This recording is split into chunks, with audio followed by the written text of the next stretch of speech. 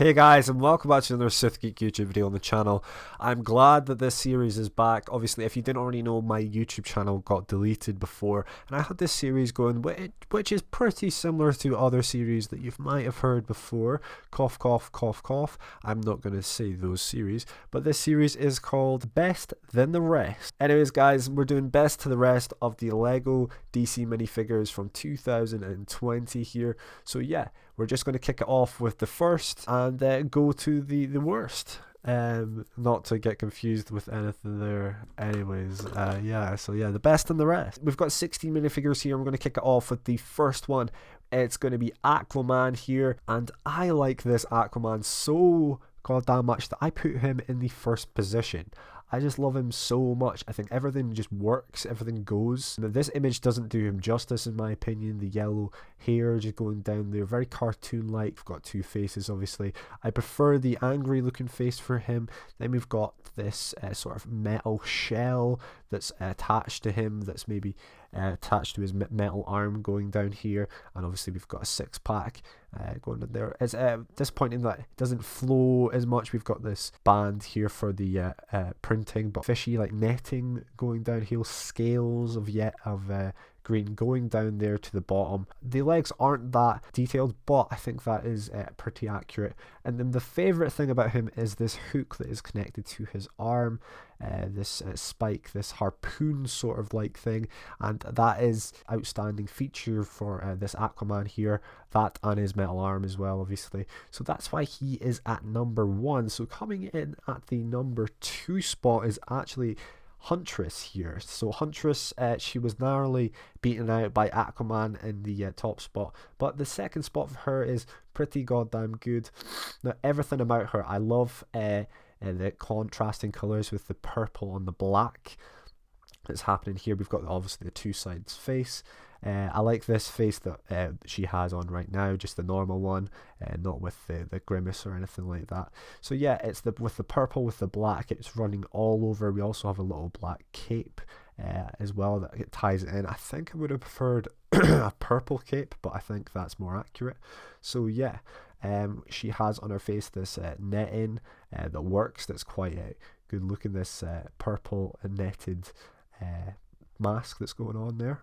Then running down to her torso, we've got this cross running here of the silver running down as well. Then we've got the good detailing with the purple and the black there. Everything's running sweet. Everything, there's a better transition with Huntress than there was with Aquaman anyways, and we've got a lot of detailing on the legs and the arms there as well. So a very good minifigure there. We're going to the third minifigure, and that is Batman 1939 first appearance. So this is Batman. It's unmistakably Batman. Difference is that we've had before in actual other Batmans is we have a pointier or bigger sort of bat helmet here with the ears. The ears are pointier. I don't think we've ever really seen those purple gloves before, or purple minifigure hands here before in any other minifigure that's related to Batman. We've also got this classic Batman. I love the transition between that groin sort of area and the legs there, going with that dual molded. I think that is dual molded there, with the grey to the blacks. That's quite nice. The Batman signet logo isn't as defined as it would normally be, but I think that's accurate. And then we've got a pretty subtle and simplistic yellow belt there that works as well, perfecting the Batman from 1939. Moving on to the Batman's actual arch nemesis, the Joker here. Now, in early thoughts or drafts of this, I actually had Joker at the number 1 spot and the number 2 spot at sometimes, but he's fallen down the list unfortunately enough here. But yeah, we've got the Joker. He only has one side of face. We have him with this lime green hair color here. He has his menacing makeup going on there as well, and he is unmistakably the Joker. Now I think everything works with him here because it is more simplistic. We have nothing on the arms, we just have the torso printing, and we have moving into the feet printing there. I love the it comes down, the jacket comes down there a little bit. Perhaps I would want to see a bit more purple stand out from him on top of the white because that would be good contrasting color, but it works ever so well just with that just being a bit more simplistic there. So he is at the number 4 spot. Moving to the number 5 spot is actually Cheetah here.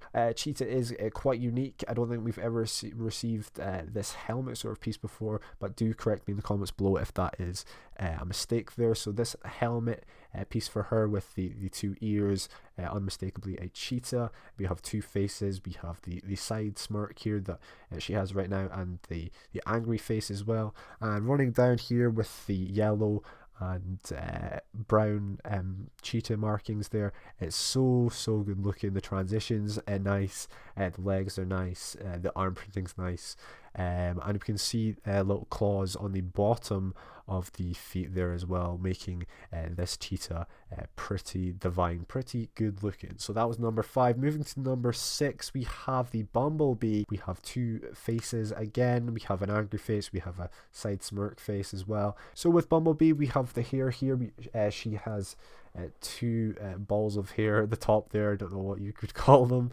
And then running down, we can see stuff on her back. So obviously she is a bumblebee, so she does have this translucent piece here that attaches to her head piece there. And then running down, she doesn't have anything going down her arms. She just has the bare skin, obviously, because it's just sort of a tank top sort of idea going on there. Nothing tying it all together with the legs to the torso, but I think it does work there. So that was the number 6 position.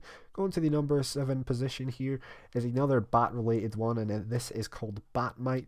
So he's a smaller character. He has the small legs, not to be confused with the medium sized legs, and one of his ears are flopped over to show a little more cute side, a little more fun side to him. He's got 2 little buck teeth going out there. I think he has only the one-sided face there.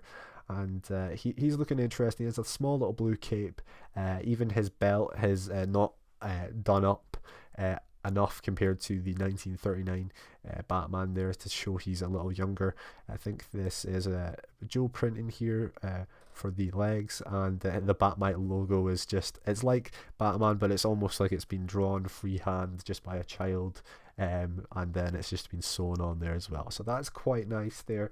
Moving to the number 8 position, and that is Wonder Woman. And she is an interesting one. So we have the Wonder Woman here, 2-sided face mold going here with the red star and the gold tiara for her there.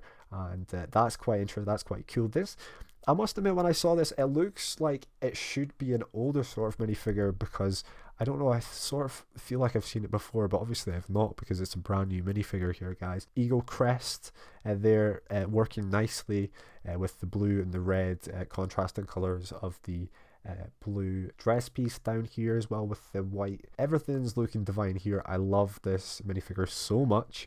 So that was the number 8 position, and this is the number 9 position now, and that goes to the Flash. Now, some of you guys would be annoyed that Flash Carrig is actually so down on this list. We have a little bit of buttons going down on his torso that you can see here that's lightly through with light grey, and then we have the lightning bolt coming up from his belt there, which is quite nice. I like that. With the 2 lightning bolts on the back, that it makes sense because he's going so fast, he's making those lightning bolts, but I think it does look a bit tacky with the way they've done it with that translucent piece there, but I couldn't see any other way of them doing it. So maybe they could have made a new piece for that or designed something better for that.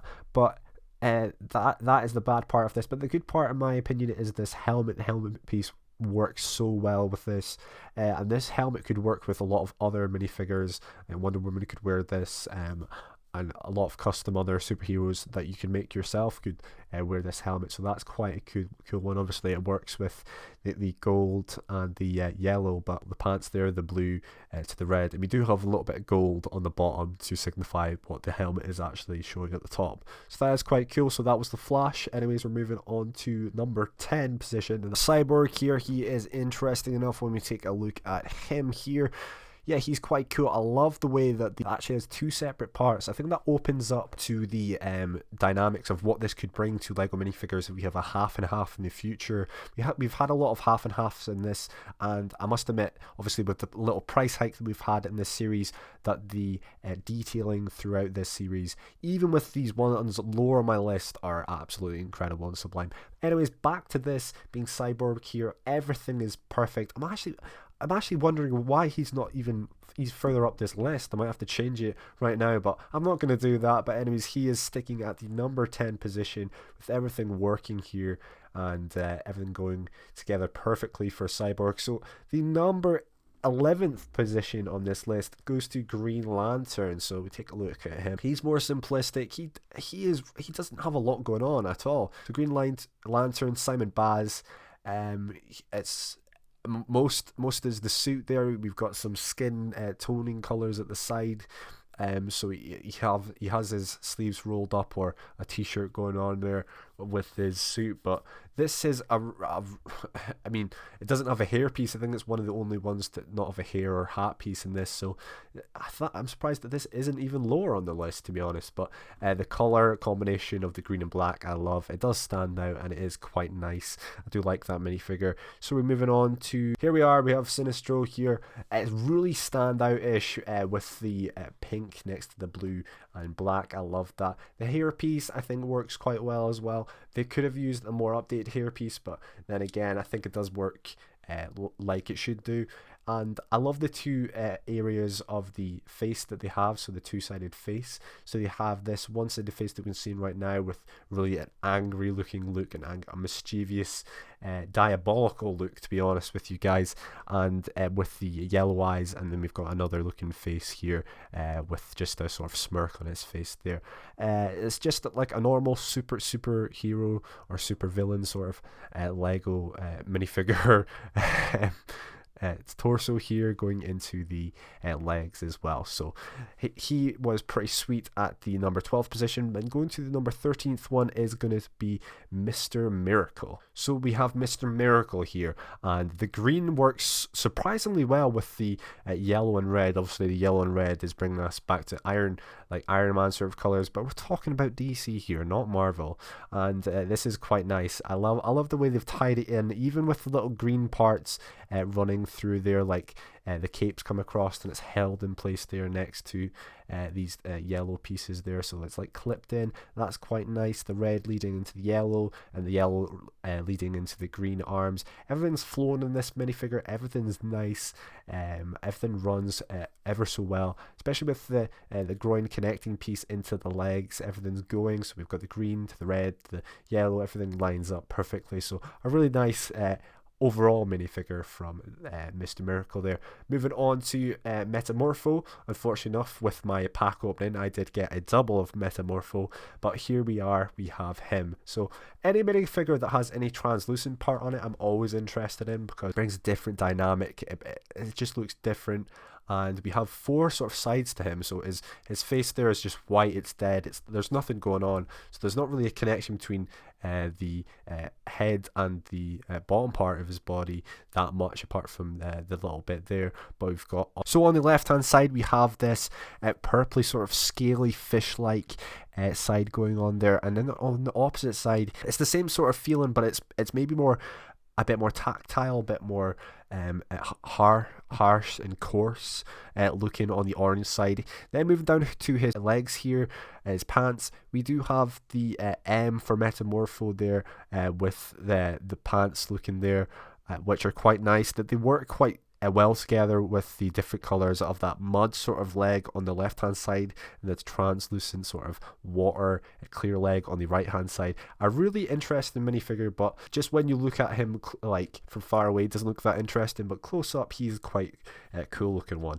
Anyway, he was 14 and moving to 15th, the second last position, and that goes to Superman Rebirth. Now a lot of you guys are going to be angry with me that I put this minifigure so low down, and the reason for that is it just doesn't bring enough to me that I've not seen before in other Superman minifigures. Okay, so it's a bit more it's a bit more dark, it's a bit more detailed, it's less cartoonish, and we have the double-sided face with the laser vision there as well, but it doesn't bring as much to what I wanted a Superman minifigure to be, or this spot could have been something else completely different. Maybe I was just looking for something completely different from this spot, and something less related to the core characters of like Superman, Batman. Like we received the 1939 Batman, so it's a different sort of type. But yeah, just Superman Rebirth, I know it's different type, but it just doesn't work that well for me. Anyways, we're moving to the worst position on this list. So we've moved from best until the rest, and this is the last one, so it's going to be the last of the rest of the minifigures, and that is going to be this one here, Stargirl. Now, she's not a bad minifigure. None of these are on the list that are bad minifigures, but this is just the worst of the bunch for me, in my opinion. We've got the double-sided face with the smirk and the cheesy grin, but we've got the star there. The belt, I think, would have looked better if it came down below, but working on her sort of groin area, but and the stars leading down there, but I'm not getting too much from Stargirl, to be honest. But there we are. Anyways, guys, I hope you guys have enjoyed this. This has been the best then the rest of the Lego DC Superheroes 71026 of 2020. I hope you guys have enjoyed. Like, subscribe, leave your comments down below of what you've thought about this. Leave your expressions on what places that I've put in the wrong positions, what should be changed about, and leave your own sort of lists down in the comment section as well. Anyways, until next time, I've been SithGeek. Peace out, and I'll catch you guys later. Bye.